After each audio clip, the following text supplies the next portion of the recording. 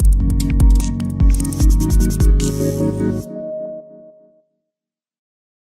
evening, everyone. Warm welcome to all of you. I'm Manohar Vadva from PMS Bazaar. We have a very interesting webinar lined up today on the topic is mid and small cap investing, challenges and potential for alpha. So as we step into the new financial year, investors continue to grapple with key questions. Is the worst behind us, or we still have risk to navigate? And how feasible is it to generate outsized return as we've seen in the last 5 years? And what are the key drivers for the alpha generation?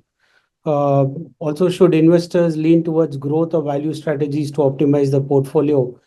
And how do the liquidity dynamics impact returns, especially the mid and small cap space? To address these crucial aspects, we have with us a market veteran, Mr. Samir Narayan, head of alternate investments at Aditya Birla Sun Life. Mr. Samir has 25 years and above experience in Indian equity markets with significant alpha generation track record over a very long period of time. Prior to joining Aditya Birla AMC, he was head of Invesco Asset Management, managing the PMS. He managed two strategies, Caterpillar and Growth and Rise, one of which was growth oriented and other was value oriented. Prior to Invesco, he was instrumental in setting up the Adani Family Office in 2011. Prior to that, he began his career as as an analyst with SSKI, Enam Securities and Motilal Oswal. So, Mr. Samir holds MBA, MMS in Narsee Monjee Institute and also B.E degree with specialization in production engineering. His extensive background makes him a perfect expert to decode the opportunities and challenges in the mid and small cap investing. Uh, Welcome to the show webinar, Mr. Samir. It's a pleasure to have you over here. Just on the flow, so Mr. Samir Narayan will give us a brief presentation, post which we'll open the floor for Q&A. I would request all participants to post their questions in the Q&A box and kindly refrain from asking any stock-specific queries. Let's get started. So over to you. Thank you. Thanks, Manohar. And good evening, everybody. Thanks for being here. It's a pleasure to be talking to you through this platform. I think the topic for the day that's chosen is basically the challenges of mid and small cap investing. And the reason why I wanted to discuss that with you is that I think there are a lot of, shall I say, misconceptions, both in terms of the investor expectation as to, everybody wants to have the next multi-bagger. Now, unfortunately, one has to then go back into history and see as to how many stocks actually make the migration from small to mid to large. If you look at what history tells us, the data is actually quite, few and far between. So among, say, the, 5,000 stocks traded on the BSE, I think probably over the last 5 years, which has been a great period, you've probably seen only about 25, 30 who make this entire journey from being, a small cap, then migrating to mid, and then finally to large. Because it has to couple with both the business scale increasing, their size of opportunity being that large enough, and these companies being able to consistently execute for them to be able to move from the value discovery of being a small cap right away to the mid cap and then to the large cap, where then the holdings gets far more broad-based, a lot of interest comes in, volumes rise, all those. So I think one needs to examine how real is the probability. And I think that is where one needs to assess as to what has been done in the past in terms of how many candidates have actually made the transition from small to mid to large. So I think there, the data actually tells us that these are very few. In fact, it is in decimals in terms of percentages. So let's say over the 5,500 traded stocks on the BSE, over the last 5 years, which has been a good run for the markets, there are only about a handful of 25, 30 names. So it is less than 0.5% hit rate. So which means the probability is it's like picking up a needle in a haystack. So it's not that everybody sort of, gets it right. So one has to first understand that what we are trying to do in terms of trying to find the next multi-bagger, it is a gargantuan task in itself. So which means the odds are stacked against us. The probability is quite low. So one needs to be measured in our expectation. So it's not that every stock that one buys, will suddenly see their addressable opportunity go up. They'll be able to execute, and then the stock will basically trend from small, mid to large. So first thing is one needs to be measured that yes, everybody wants to have the next multi-bagger, but the answer is that less than 0.5% of companies actually make it. The next important variable to consider is growth versus value, especially when we are looking at a mid and small cap investing. So quite honestly, it is not that any small or mid cap evolves into being a large cap if it was valued as a value stock at the start. Typically, mid and small have to be always growth aligned, especially in a market like India. So the answer to that growth versus value, especially in a mid and small cap investing, is you should always look for sustainable growth, which means the addressable market opportunity has to be large enough. How real is the probability, which is quite low. Second is growth versus value paradox. I think there very clearly, mid and small cap investing, you have to always look for companies which are essentially growth companies, and their addressable market size has to evolve from at least a factor of 3 to 4 times for them to be able to complete the entire journey of their discovery from small to mid to large. The third aspect is managing risk, and I think in this the small and mid cap becomes all the more relevant because most of these companies have a very high mortality rate. So typically what happens is that a single client, a single order, 1 quarter of say bad working capital management, it could really sort of see the stock go into a tailspin. So therefore the relevance of managing risk is far more important in a mid and small cap investing than perhaps in a large. The fourth aspect is liquidity in driving the returns. So I think to our mind, the first factor that one needs to consider is that when you're looking at a small and mid cap and you're wanting it to scale from being a small to mid to large, you should always look for the first sign, which is liquidity, which is if a stock is reasonably liquid, even when it's small cap, chances are higher that as it executes, as the business model scales, it will probably be able to make that journey from a small to mid to large. Typically, because liquidity being high means there are far number of interested participants in the name. There are market views of both buy and sell, and they get action easily without causing a very large impact. So I think from a liquidity perspective, it is very important that when you're looking at a small and mid cap investing, be very focused. If a stock is relatively illiquid when it is a small cap, chances are that by the time it scales to mid to large, the illiquidity will actually be counterproductive to returns. And I think the last aspect that I want to touch upon before I go into discussing what we at Aditya Birla have been doing in terms of the small and mid cap product is the churn rate. I think one needs to understand churn is a very important variable, especially in mid and small cap investing. So I think the clear dichotomy is high churn doesn't mean more returns. Because when the churn is high, which means that one is probably getting far more variables for us to take a counter view than what was just taken the last time. And typically, which means the scalability is then coming in question, and hence be very worried when it comes to a very high churn kind of a thing. Because otherwise, it is something that one needs to be bearing in mind, especially when you're looking at a small and mid cap investing. So just be careful of these 5 things, my friend, that these are the first signals of how one should approach mid and small cap investing.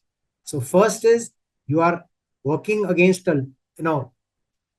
these odds are completely stacked against you. The success ratio past has just been 0.5 out of the entire basket. Second, one needs to be clear that these are essentially growth stocks, which then have to have an addressable target market that has a long opportunity canvas. So which means the company can execute over a long period of time and hence scale up from being small to mid to large. Third aspect being one needs to be careful about the risk. One always has to bear in mind that these companies typically have a very high mortality rate. So one needs to manage the risk on an ongoing basis. Fourth point is the liquidity, that if a stock is relatively illiquid when it is a small cap, chances are, when it becomes a large or a mid, it will probably be more illiquid. And last but not the least, the churn is something that one needs to be understanding that in this case, less is certainly more from an investor perspective or from a return generating aspect. Now I think we can move to the product, because what we have been doing at Aditya Birla is, in terms of how we do this, we have a product which is the select sector portfolio. Now this product has been, it's been in operation now for more than about 10 years. And if you see here, we don't take too much of risk, to the extent that here the mid cap allocation is about 50%. The small cap, which is where most of the risk emanates, that is about 30%. And we typically always like to have at least 15% large cap plus cash, because that is a very strong, shall I say, anchoring whenever the market sort of goes into a tailspin, like how you see now. So I think that is something that one needs to bear in mind, because especially in a mid and small cap portfolio, it is the large cap that always helps you get a bit of, shall I say, anchoring in stormy weathers in case the market goes sideways or south. So I think this is something that we have practiced, my friends, for the last, this product was incepted in 2009. So this has been now running for almost now close to about 14 years. What we managed to do here is that we are very focused on managing risk. Our top 10 holdings are completely well-held liquid names where illiquidity is not a problem at all. All these stocks are fairly liquid. And the reason being, most of them are in fact very strong companies. They might be small cap, but they are large companies in their own space. And the risk metric that I was talking of, it is a 24 times forward portfolio tracking about 30% earnings CAGR, which means the PEG ratio is less than 1 and the beta is 0.9. So risk is completely under control. The churn rate is 0.26. Ratio and the standard deviation, which are two very dependable measures of risk, are also completely in manageable quadrants. And mind you, for a small and mid cap, we have chosen an average market cap of at least 82,000 crores, which means it is almost on the verge of being the large cap cutoff was about 90,000. So the average market cap of a small and mid cap product is 82,000 crores, which gives us enough flexibility and it doesn't carry the risk of illiquidity. And I think this strategy, my friend, have actually done fairly well. This is the February end performance. Even when the markets were quite, shall I say, went into a bit of a downturn, I think the product has done reasonably well. And we believe that on a 5-year CAGR basis, a 24.5% return is quite adequate given the kind of, very measured risks that one takes. So I think the whole notions that we were talking of, high churn, high risk, illiquidity, all that it doesn't need to come into play when you're wanting to create returns out of small and mid caps. So I think, Manohar, this is what I wanted to say as an opening comment. And I think it will suffice if we sort of take questions now. Is that good? So generally speaking, can you dwell a little more on the mid and small cap investing as such? How does it look from here? I mean, you've covered a lot of points, but I guess, looking at the recent drawdown, how do we, take care of the apprehensions which are there? See, Manohar, I think the mid and small cap one, they are quite different from the market's situation, because these companies typically tend to execute over, say, 4, 5, 10 years. So therefore, in such downturns is actually the best time to start looking out for these names. Because if the company growth rate maintains, in case they can continue to address their market, keep their clients happy, keep their margins safe, I think it's one of the best times to start looking for these names. Your portfolio is a very low beta. I mean, how have you achieved generating superior returns in spite of keeping the beta low of 0.9? Well, Manoj, I think the best part is that if the company has a large opportunity canvas and it can create a business model that keeps addressing it, it can give you CAGR growth rates of 20% plus. I think you will see that your risk will be contained. You will be able to deliver those returns, and because it's a large opportunity canvas, the company can then scale, because what started off say like 1,000 crore revenue company can then eventually become 2,000-3,000 crores, and that is how the market appreciates that. So I think what we have done is we've just look at good businesses with a large opportunity canvas, bought them at a reasonable risk reward, and just held it through the cycle. So now then there are names like BSE, which we bought in Jan 23. We've still held it.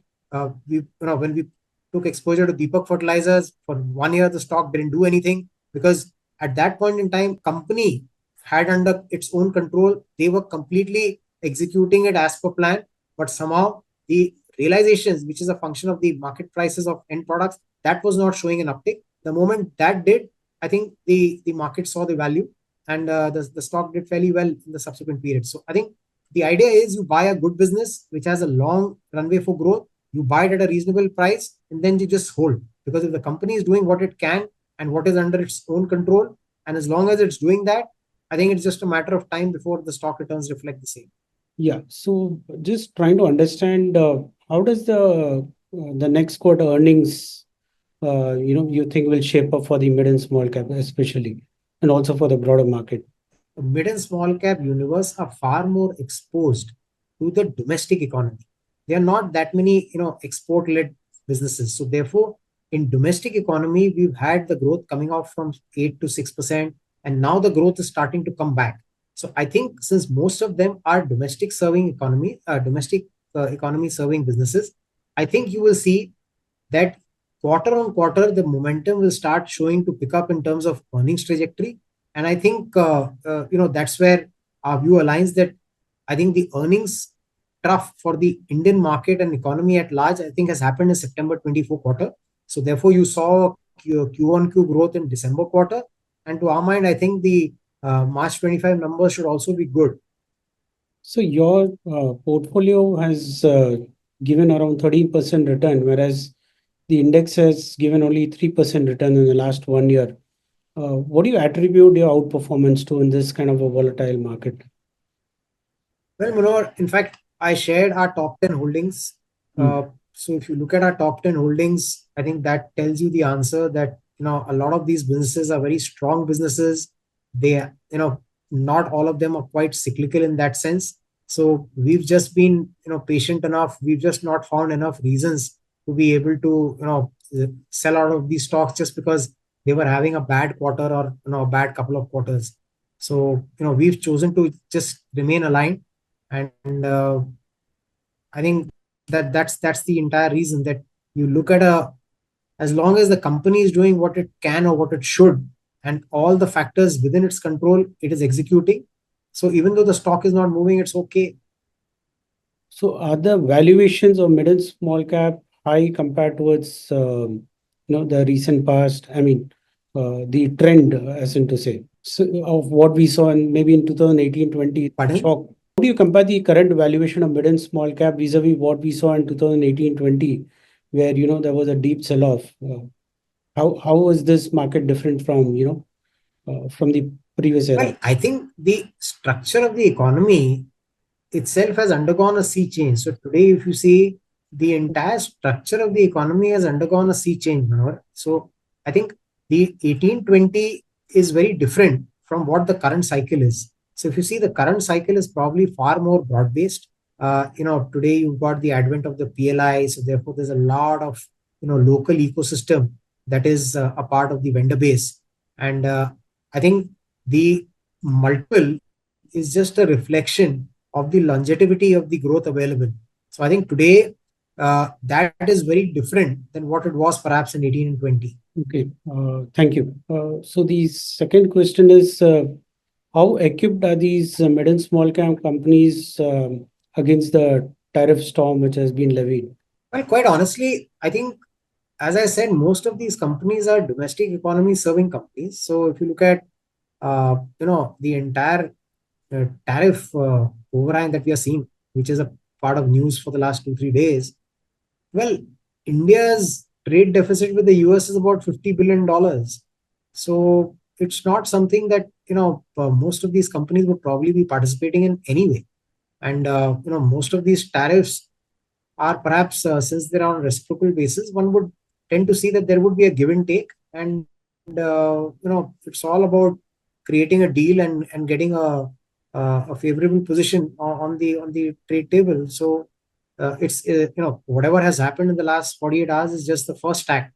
I'm sure this is not the end game, and a lot remains to be seen. So yes, China has got slapped with tariffs. They've slapped back with 34%. So all that will keep happening. But as far as the mid and small cap guys are concerned, they might actually be feeding into some OEMs or something who might be having some sort of a backlash, but that will be on a case to case basis. But I think, if at all, I would tend to believe that the large cap universe is perhaps more at risk to any sort of disruptions on account of tariffs rather than the mid and small. Got it, sir. Can you throw some light on the macro factors which you think can act as a headwind or a tailwind going forward from here?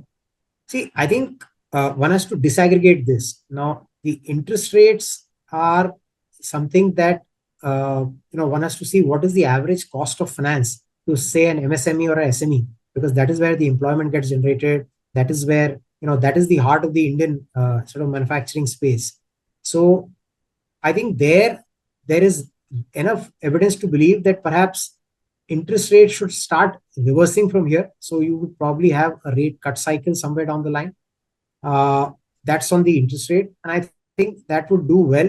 So even though there are a lot of liquidity measures that are already under force and have been executed by the central bank and the entire sort of sector, but I think incrementally the cost of fund would tend to come down than perhaps what it was over the last, say, a year or so. So that's on the interest rate. The currency, I think India had a very stable currency over the last year. A resultant of that was that it led to a lot of rupee deficit or on the rupee liquidity front, which the central bank has clearly started to unwind, and that should mean that cost of fund and availability of finance should be far more easier going forward, which is good. And I think the strength is that how far does the cycle percolate, because you had a very strong retail stroke consumer offtake, but not so much on the wholesale stroke private sector credit. I think that as the economy picks up and comes out of the growth stuff, you should see that demand also keeping up, because now the deposit growth has clearly come back. So that's a very healthy sign. And I think it's a matter of time before the credit offtake against, see, it has to be balanced. So, a 12-13% loan growth is good enough, and that has to sustain. So I think what we are more looking for is sustainability here rather than, a 15-16 kind of a thing, and then, some risk popping up somewhere in the system, and then the regulator sort of taking cognizance of that. So I think a 12-13% for a 4-5 year on a continuous basis is perhaps the best case to go forward. A bit more specific question about your funds, sir.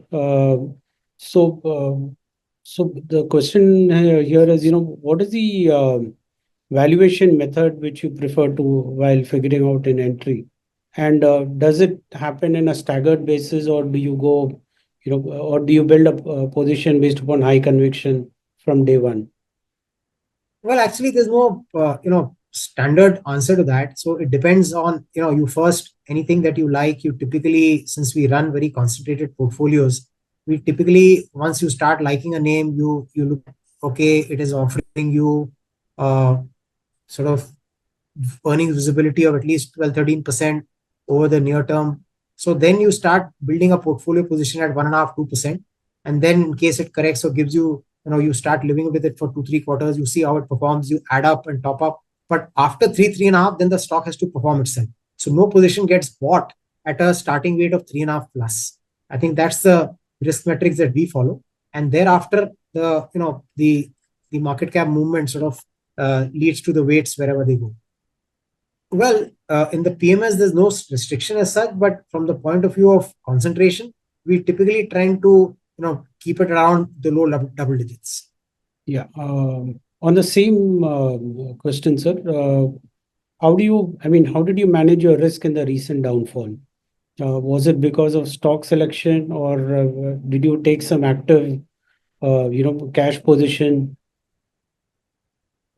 or did you move into defensives during this period?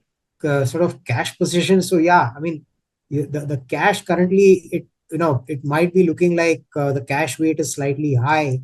That's not because it's a cash call per se. It is just that we decided to take some money off our largest shareholding, largest position, because it had become almost 15%. A significant portion of that 9% cash is the profit that we took off our largest holding. So we are not averse to sort of we don't churn much. So it's not that suddenly we brought in or sold out from some stock. Basically, we understand the companies that we own. We like them. We like their growth trajectory, and we see their delivery on a quarter-to-quarter basis. Is it maintaining the narrative that we had bought them for? Is the thesis still in play? And we just continue to hold here. So I think the only honest answer to that, to that question as to how did we manage the downturn in the last 6 months is that we stuck to what we believed in here, and we are happy that thank God it didn't. It's done better than the index. Just looking at a portfolio, you have stocks like BSE and Persistent, as one of your top holdings. Can you throw some light, if you are comfortable in speaking about, IT related, IT product related? Yeah, it's a well-known company. It's a well-tracked company. It's just that yes, it is one of those high-growth mid-tier companies. But the fact is that yes, the sector has some element of cloud, especially over what has happened in the last 48 hours. So there are concerns that what if there's a US slowdown, whatever recession is imminent. So will the budget spending be cut, etc. As of now, yes, that is the fear, but we have not seen anything, any evidence to that effect in real terms, at least in the results that were declared by the global majors a fortnight back. So we continue to believe that yes, yes, these companies are very strong franchises. They have very reasonable competitive moats, which they will continue to benefit from. And that's the reason why we are not fussed about these short-term price variations, which may tend to happen, but things come back, so it's okay. Yeah. Another question is, given the rural slowdown, how do you make a case for investing in consumer-facing names? Are you focused on discretionary or premiumization themes? Where is it that you are focused? And also, financials is your number one position. So is it on the lending side or on the capital market side? Yeah. Financials is our largest weight, but we are significantly underweight compared, because we own a lot of different names. Large part of our financial weight is typically our largest holding, which is the Bombay Stock Exchange, which is basically a trading platform. But we have some lenders. We have ICICI Bank and things like that. So it's not that very gung-ho about the sector. But yeah, today there are far more listed names available for us to pick and choose, apart from only legacy lenders, which used to be the case some time back. So today there's far better pick for us to be able to populate the portfolio with. So if an investor were to give you a check of 50 lakhs, how much time do you take typically to deploy this? Is it a model-based portfolio, or is it a customized to every investor?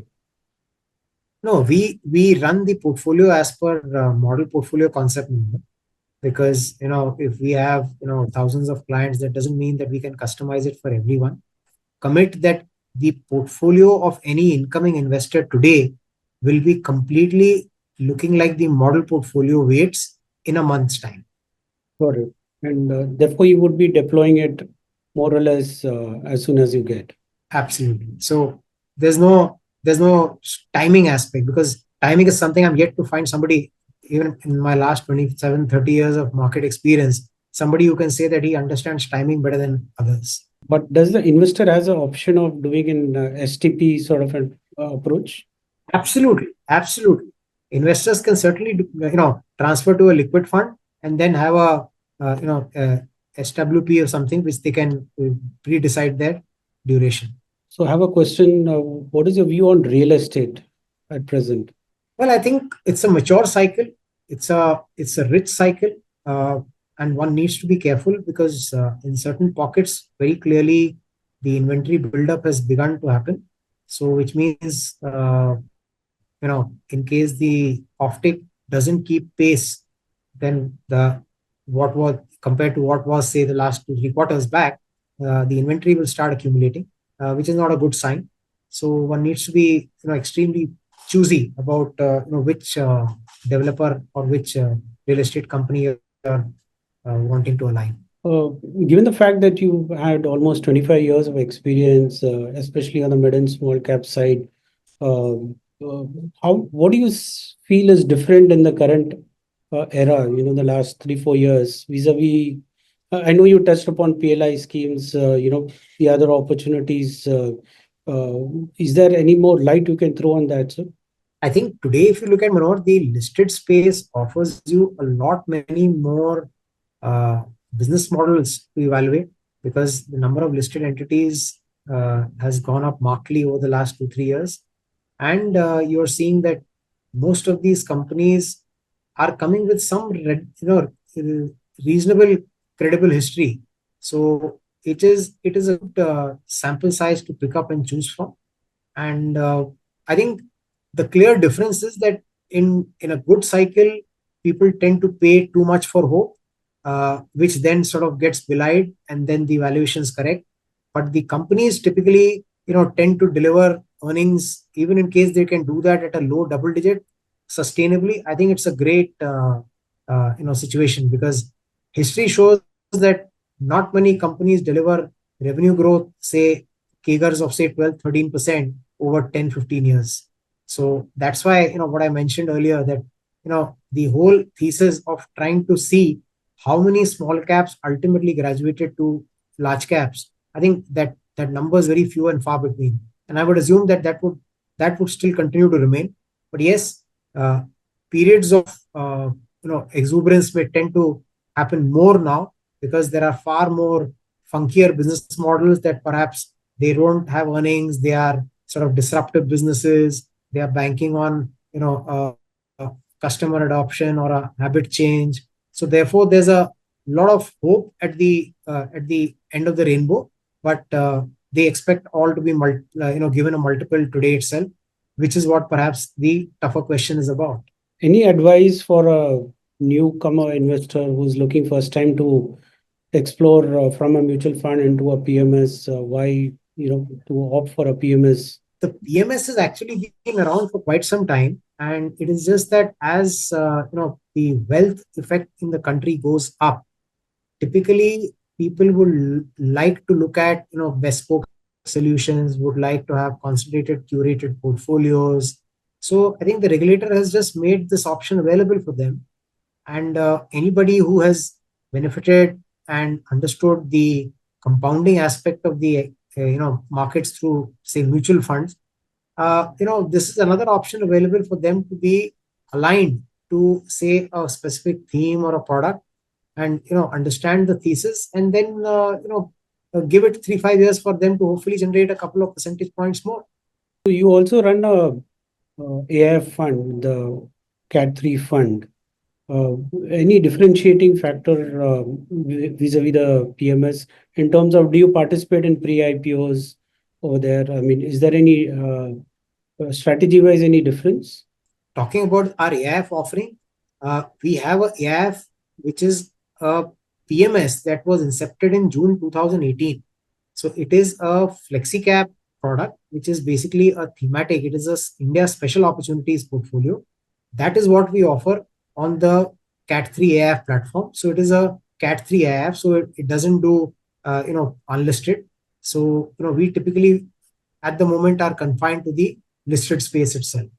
But that is our large cap offering, because that is at the moment about 72% large cap, whereas the select sector portfolio that we just discussed is about 85% mid and small. How will the mid and small caps, manage this tariff effect? I think that question is repeatedly coming on to our minds of all the investors. So you see, the fact that something like maybe say the rate difference between say something like a India and maybe a Bangladesh can actually benefit something like a textile company to India. Any such benefits which we can expect given the fact that our rates seem to be lower than our competitors like a Vietnam or etc. Well, very, very clearly, because our share of textile exports is perhaps half of what a Bangladesh does, or perhaps even lower than what a Vietnam does. So yes, that gives us a better playing field. But I think there a more important variable is how the US consumer demand shapes up, because I think that to my mind will be a more important factor, because we've seen that the entire pre-pandemic savings surplus that they had run up, I think that has clearly run out, and now you're seeing that the consumer confidence is dropping, your unemployment rate is looking up, and all sorts of things are happening there. So I think those are important things. But yeah, structurally, after what has happened in the last 48 hours, we stand to have a better situation at the table when it compares to looking for that export market for textiles. That certainly is the case. Oh, sir. So going forward, what do you think should be the expected CAGR maybe over a 5-year period? Because the last 5 years have been tremendous. Can this be sustained, or you think and this fall can See, be taken as if you an look at advantage? Yeah. so if you look at the last 5 years, you've had a mid cap index 5-year CAGR of roughly 30%. The last indices have done about 24, 25. I think the last 5 years is very different from the mean rate. So if I say, let's say when Nifty was constituted, so say 1st January 1995 till let's say March 24, I think the CAGR is more or less 12.5% or so. So that is the real sort of compounding rate that one should be sort of looking at, because you can in between get years of such strong returns, but I'm sure that's not something that should be the ask rate. Yes, in fact, our small and mid cap PMS in the last 5 years has done about 33%, but that need not sustain. So what we say is that yes, we will typically look to buy companies where we see an earnings visibility of at least 12 to 15% on a sustained basis. If that happens over a period of time, you will tend to see a reasonable amount of P multiple expansion as well, and that's the reason why at least in terms of what we've delivered in numbers, well, our last 5-year CAGR is about 33, our last 3 years is about 23, and our last 1 year is about 20. So I think it's in small and mid cap also, it is possible to improve your returns without taking on too much of risk. So in terms of the expectation, I think a low double-digit return is a good ask rate, because if you do that on a sustained basis over 4-5 years, I think your money will easily double over 4.5 years. So I think that's not bad at all. I'm just having a look at your PPT. It says that your FY25 earnings growth at 35%, and next year would be FY26 would be 26%. That's fairly good. And so where do you think this growth essentially is coming from? And can it sustain for the next couple of years? So well, this growth is basically from the portfolio holding companies, Manor, and some of them are quite high, fast growing. Some of them are growing at about 12-15%. So it's a mixed bag. But that number that is put out there is actually the weighted average earnings growth for the portfolio as per the weightage in that. Yeah, so what I'm trying to understand is, vis-a-vis the whole universe growth, you've been able to pick a very strong set of So you want me to spell out names as to, Yeah, if it effectively boils down to sort of, just to understand, where the areas of growth are, or maybe sectors of growth are. Yeah. So now let's say a company like, say, a Persistent, or even a Rolex Rings, or say a Triveni Turbine, or Tube Investment. So these are the high growth ones. Then you've got names like maybe a Zensar, or a Page Industries, or maybe something like a Datamatics. They might be the slow growth ones. But on an average, at the mix, it is that the portfolio over the weighted average should be in that band. In fact, at this point, let me mention that our portfolio companies for the December quarter, on a YOY basis, the weighted average PAT growth in the December quarter was almost 90%. Oh, wow. Excellent. And how do you keep picking these recurring winners? Any secret sauce?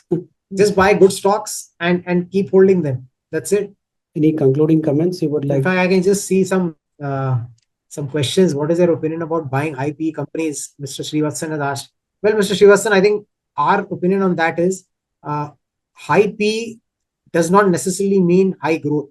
But the fact is, because the growth is likely to be back-ended, today the high PE reflects that there is some element of a certainty or a roadmap towards this company being able to attain that growth. So I think one has to look at high PE with a very close lens, because these companies then typically don't have any margin of safety. So for example, that if you buy a stock which is expected to grow at say 40%, obviously it will not be available cheap, which means it will be priced at say whatever 60-70 multiple.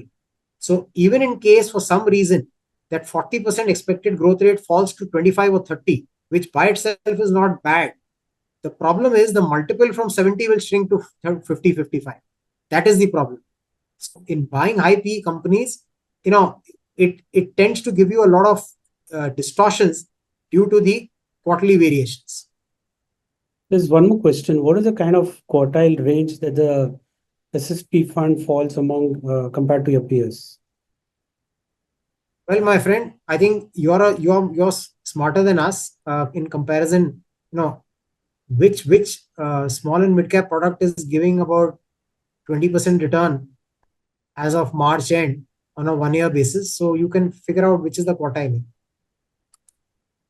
I think it should be Q1. Perfect. Yeah. I think we can wind up. So any concluding remarks you would like to share with your investors in terms of giving confidence, given the current market, the current volatility around tariffs, and the outlook for for the growth in India?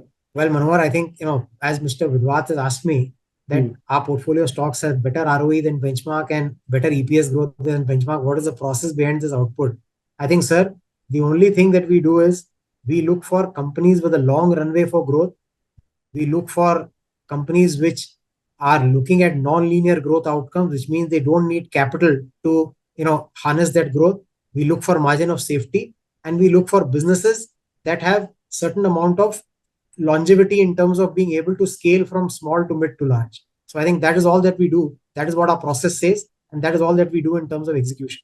And I think, frankly, whatever the market has given us in terms of the pullback move in the last 5 to 6 months, it has created far better entry levels for small and mid cap companies. And I think it will be a good starting point for somebody to expect, say, a low double-digit return on a CAGR basis from now to say the next 3 to 5 years, which means that in between, if you have a good earnings growth, I think the returns of the last 5 years could probably be similar as well. Thank you, sir. Would like to just conclude this session by thanking Mr. Sameer Narayan for giving us a very insightful and absorbing presentation. I'm sure most of the participants would have benefited immensely from this enriching webinar. I would also like to thank all the participants for your active and wonderful response, active participation and wonderful response. Thank you very much and have a wonderful weekend, sir. Thanks, Manohar.